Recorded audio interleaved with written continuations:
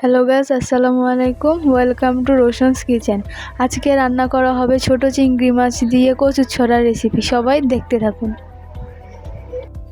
রেসিপিটি করার জন্য প্রথমেই লাগবে 1 কেজি কচুর ছড়া। ছড়াগুলো ধুয়ে 1.5 চামচ হলুদ ও পানি দিয়ে ভাপিয়ে নিতে হবে। ভাপানো হয়ে গেলে তুলে ছেঁকে নিতে হবে। ছেঁকে নিয়ে ভালো করে ধুয়ে নিতে হবে। চিংড়ি মাছের লবণ ও হলুদ দিয়ে মেখে নিতে হবে। একটি কড়াই বসিয়ে পরিমাণ মতো তেল দিয়ে দিতে হবে। চিংড়ি মাছগুলোকে ভেজে নিতে হবে। ভাজা হয়ে গেলে মাছগুলো একটি বাটিতে তুলে রাখতে হবে। পরিমাণ মতো পেঁয়াজ দিয়ে ভালো করে লাল করে ভেজে নিতে হবে।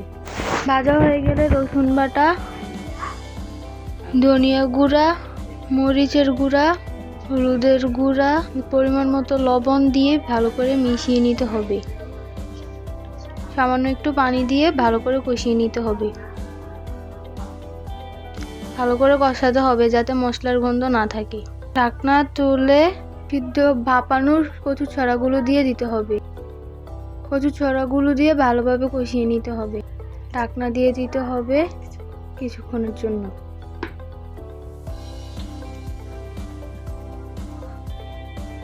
আবার নাড়া দিতে হবে। ঢাকনা তুলে ঢাকনা দিয়ে দিতে হবে। ঢাকনাটি তুলে চিংড়ি মাছগুলো দিয়ে দিতে হবে। কাঁচামরিচ দিতে হবে। কাঁচামরিচ দিয়ে নাড়া দিতে হবে।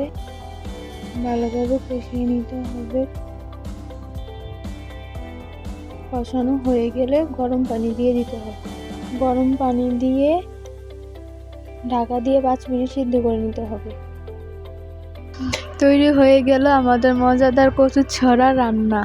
এবার একটি বাটিতে পরিবেশন করে নিব। আমাদের ভিডিওটি প্রথম থেকে শেষ পর্যন্ত দেখার জন্য অনুরোধ রইল। আর যদি ভিডিওটি ভালো লাগে তাহলে অবশ্যই লাইক এবং সাবস্ক্রাইব করে দেবেন। আসসালামু আলাইকুম।